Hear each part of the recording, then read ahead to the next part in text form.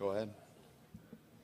How did the dynamic change on your phone? Can you explain the way the dynamic changed once you had your quarterback in place? I mean, he was there for about a month before he played, so I think as soon as he got there, everyone was excited. Got to the practice field, and players don't always study guys coming out of college and stuff, so they don't know exactly, and they see him on the field. I think everyone could see his arm talent right away, so there was a lot of buzz about that right when we got him, and his personality I think everyone gravitated to. I think our team started to get better in that month even before he started playing, and we got our first win in a couple weeks before he got his start, and once he got in, I think everyone knows he played very well, and the team started to get better each week after that.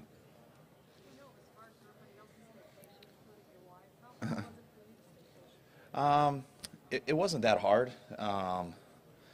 Because I thought he was going into a real tough situation. So I mean, it was harder for me to pull the trigger to put him in because, you don't want to put a guy in a tough situation, and we weren't playing great at the time. And when you bring a guy who's never had the time to learn what you're doing, it's a tough position to throw him out on an NFL field. So we were trying to wait as long as possible, and I think we waited long enough. Does having Jimmy G under contract now, having quarterback accelerate your expectations at all? This was the year when you set this goal and things like that? No, not at all. We were hoping that we would have our quarterback by our second year, so I think it's gone as planned. You'd like to get it the first day you got somewhere, but that's not as easy as everyone might think it is. But we got him and we feel great. I think it's nice going into free agency in the draft that we feel pretty good about our quarterback room, but it's just part of the process, and we got to keep adding a lot. What did C.J. Beathard do for you in the interim, and what is his future, not only in your team but I think CJ's got a great future in this league. I think he had a great opportunity this year. I earned a lot of respect for him. I think our teammates did too. He got thrown into a situation that it would have been much better for him to wait too. It would have been much more ideal for him not to get thrown in that fire, earlier than he should have. But that was the situation we're in. He didn't. He rose to the occasion. He competed every week. Sometimes when you put rookies in a little bit too early, they can lose their confidence and things like that. But CJ didn't. I think he, even through his ups and downs when he did play, he gained confidence, and I think he got better each week, and I think that was a very valuable experience for him that someday he'll get his opportunity again, whether it's injury or whenever that time happens. But I think CJ has a very good future in this league. Belichick chose Jimmy's destination. What's the answer to this question? Why the 49ers? I don't know if he chose his destination, but he gave us a chance to get him, and we strongly appreciated that. But you'd have to ask him that. I don't know. We just talk, and it was a heck of an opportunity for us, so we didn't want to pass at that. For different timetables, can you just confirm sort of when you guys started targeting him and how those got evolved last season? Last year when we came here, we were looking at all. When we got to San Francisco, we didn't have, after Colin opted out, we didn't have a quarterback on the roster, so we had to add a bunch of guys. And you look into all free agent possibilities, you look into draft possibilities, and you look into trade possibilities. And Jimmy was one of those guys going into last year of his contract that I think everybody knew there was a trade possibility, especially with the starting quarterback they had there. So we looked into that just like every other situation, and they weren't interested at all early on. At this time last year, I don't think they were later, and I think they became a lot more realistic right before the trade deadline. I think that pushes a lot of teams to have to make certain decisions, and I think they tried to hold on to it as long as possible. But a few days before the trade deadline, it came up, and I think they had to make a move to help their team and their future, and fortunately, it helped us also. Tyler, when you tried versatility with running backs, do you prefer to have different guys for different roles at running back and fullback, or would you have a future guy? It doesn't matter. I mean, you can't just pick. So you deal with whatever the situation is. And if you can have a Hall of Fame guy who can do absolutely everything, we're not just going to rotate him because we prefer to rotate people. That guy's going to stay out there because he can do everything, and he stays fresh and it works. If you don't have a guy like that and you do it by committee, you do it by committee. I look at running backs, receivers, tight ends. They're all interchangeable. And if guys have a dynamic trait, you feature that. If they have a bunch of dynamic traits, they can stay out there in a lot more situations. Well, Coach, speaking of, what do you make of the season that Marquise Goodwin had? Do you view him as Yeah, definitely. I mean, Marquise, I mean, that's kind of what we expected him to do what we brought him there to do. I think everyone knows his elite speed that he has, and that's something that was very attractive to us, something that always excited to watching him come out of college. And we looked in the whole free agency pool of receivers, and he had an extremely elite trait and speed that we thought would be very important for offense. And Marquise also has a lot of other stuff he could bring to the table. Once you can show people that speed and stuff, it's a lot easier to get open on underneath routes too, because everyone's scared to be running by him. And I think Marquise hadn't been put in those situations a ton in his career. He's always been a deep guy, and he went through some ups and downs with that throughout the year. Going through some experience, getting some reps that he hasn't had before. And like I was saying with CJ, like we threw Marquise in some tough positions that he hadn't done before, and he rose to the occasion, and he got better each game. And I thought the best he was playing was at the end of the year. Well, don't you think that next year, if you guys get Garcon back healthy, that Marquise might not have to be in a position like that to draw as many targets as he was kind of down the stretch and kind of get back to that vertical level? Yeah, I mean, when we don't just pick people to throw to. It's depends on the coverage and who's drawing the attention, and you hope you have the time in the pocket and the quarterback progresses and attacks the weakness in the defense. So, whether we have Pierre out there or a bunch of guys out there, Marquise has a huge part in our offense, and I can't tell you what his targets will be until we know what the coverages will be. But sometimes guys don't get one target or one ball, and I think they had their best game of the year just by the routes they're running, what they're drawing to them, doing their job. They can't decide when they get it. And you want to attack the weakness, and you don't want to just beat your head against the wall and force things to people. And that's why I really don't worry about the receiver situation. You want guys with special traits, and you try to feature them all, and you just hope you have the right type of people that understand that and don't get too involved in you guys can, or not you guys, but probably their families and stuff getting upset with their fantasy stats and things like that, because there is some pressure on those guys for that. So I get it, but that's really not what it's about. And this week, what's more important to you? What they do out there on the field or what they say to you? I mean, I take all in account. To me, more it's about trying to get to know the people. This is kind of my first process in the draft. I don't look at a lot of college tape till I get back. Everything I do before here is mainly free agents, just because it comes first. Here, it's the entry to the draft for myself. Our scouts, John, they've been working at it all year.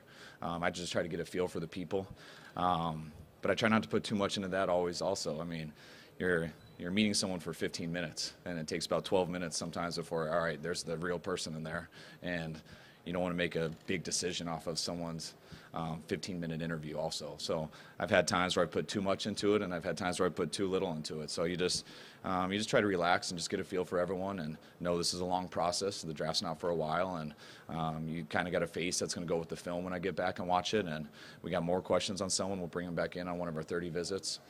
You make calls to coaches. You get a feel, and you got a lot of time for the draft. How much farther ahead are you this year relative to last year?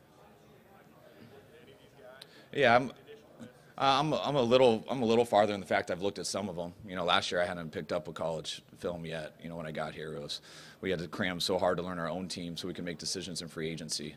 2 weeks before we got here, I started skimming through all the. We interviewed 60 guys, so I got a good feel of those 60 guys. Then I'll get to everyone else when we get back. Kyle, sorry to answer this. What does having Jimmy, how does that change the team building process versus not having him? I think it'll be nice in free agency when anybody we're going for doesn't ask me who our quarterback's going to be. They know. That's nice. I don't have to always say, we'll have one, I promise. I can't tell you. Just wait. We'll see. So that makes it easier. I think it makes it more attractive a little bit. Just there's some people can see where we're going and what our situation is, and now you can just focus on getting better at the position. But I think it eases everyone because everyone wants to know who your quarterback is, and I think that's pretty obvious on our team. We've seen a lot of quarterbacks over the years. They have a great start, but then obviously don't figure it out. What is it about Jimmy that you think will set him up for long-term success? I think he's an extremely talented thrower. I think he's got a great feel in the pocket with his balance and when to get rid of the ball.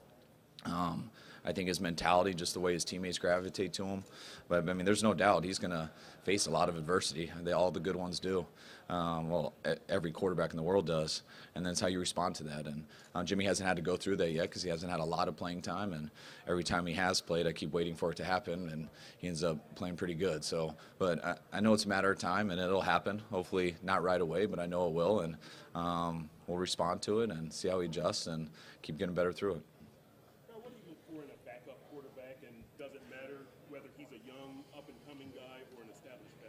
I mean, you want a guy who's got the ability to play like a starter. And I think that's first and foremost. There's lots of different ways to do it. It always helps when it's a young guy because it's just, it costs a lot of money to go get a backup guy, and sometimes they don't play all year. But then it's very important. Sometimes you look at Philly, and it's extremely important. So you try to balance it out. In the ideal world, you'd probably want a younger guy, just helps you with your salary cap more. But it's a very important position. So you got to find out what the best possibility is for your team, and then you got to go do it. I like someone who's similar to our starter because you're not going to rep that guy a ton, and you don't want to have to change the whole offense once that second guy comes in. Kyle, how do you feel about your offensive line play? I thought our O-line battled all year, played a number of guys, went through a bunch of injuries, and I think they finished the year better than they started. We had a lull there in the middle where we were battling some injuries. Gave up a number of sacks, but that's a combination of everybody. That's receivers, quarterback, and O-line. I think we competed hard at the end of the year, always looking to improve every position, but I was happy with how they played this year. Every year is different, obviously, but what can you take from that last 5-game stretch? Is it realistic to think you guys can take a big leap forward? I mean, I think every team can take a big leap forward. So, it's always nice to end the year on a positive stretch. I've said this to a number of people. I learned the way to get people to feel good about 6-10 is just start 0-9. I'm glad we didn't do it the other way around. It'd probably be a totally different feeling. But that still was our record. We got a lot of work to do. I was very excited how we came together at the end. I think it made going through that at the beginning worth it. I think our team got closer through it. I think we got better through it, showed that we can overcome some adversity, and I hope that gives our guys more confidence going into next year, knowing that a lot of those guys have been through it. They've done it before. But, I mean, we got to go back to work, and you start over when you get back, and we'll see how our team is this year.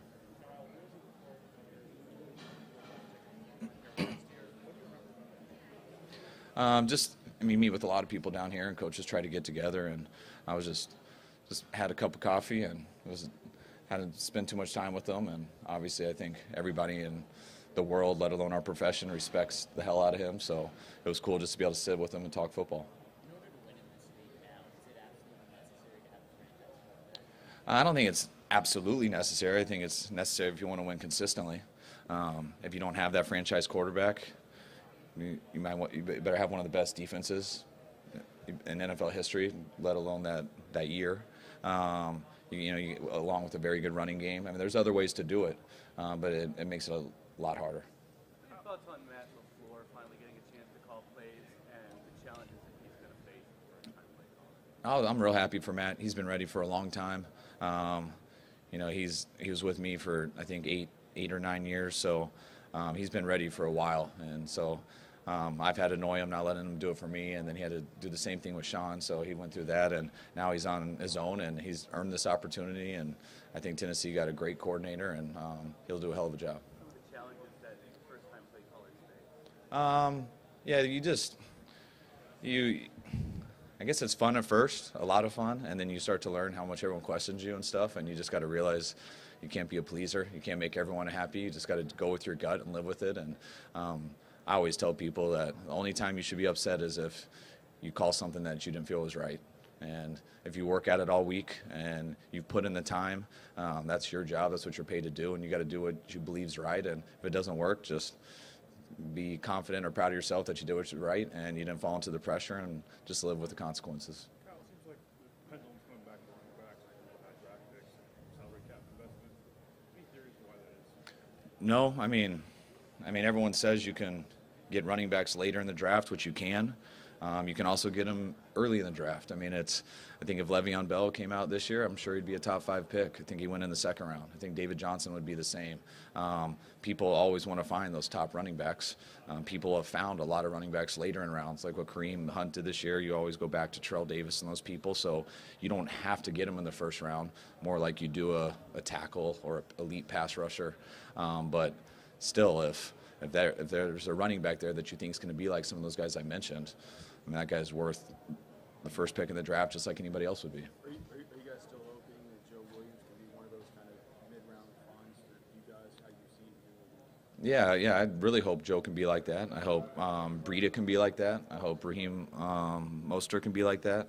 I think we got a lot of guys with some talent on our roster that not many people know about, and it's not the talent that always brings it apart. It's a lot of these guys have talent, and that's why you find them. But it's how they respond to the NFL and the pressures of it. And running back it's a different deal in the league. Those guys hit hard, and you got to do it week in and week out, and not just one game. And 16 games is tough to get through. Couple more for Kyle. What did George Kittle show you last year? What are your expectations next year? Yeah, I got real high expectations for George. We put a lot of pressure on him last year. We started him at the beginning of the year. He had a great OTAs. He was banged up throughout training camp, played hurt most of the year, and he grinded through it. I think George can really help us in the pass game. He can really help us in the run game. There was times, and we'd go through about 3 weeks at a time where he couldn't run very well, but he showed us how tough he was, and he'd help us in the run game. He got a little healthier towards the end of the year, where I thought he became more of a separator in the pass game, and I think George can. When you can do both and be pretty good in both areas, you have a chance to be a very good tight end and not get off the field. I think George's main thing is going to be just staying healthy. He takes care of his body, but we'll see what God's plan is. All right, thanks, Coach. All right, guys. Thanks.